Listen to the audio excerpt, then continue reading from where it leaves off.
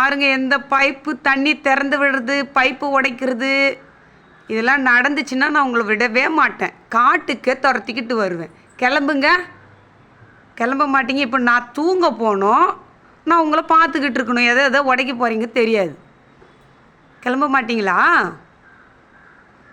அச்சச்சோ, சட்டம் உங்களது.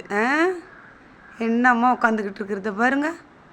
ஏய் குட்டி பாப்பா, நீயும் கிளம்பு, இல்லை எங்கள் வீட்டுக்கு வா, இன்னும் வளர்த்திக்கிறேன். சரியா? வரையா? வா, நம்ம மார்க்கெட்லாம் போயிட்டு காயெல்லாம் வாங்கிட்டு வரலாமா?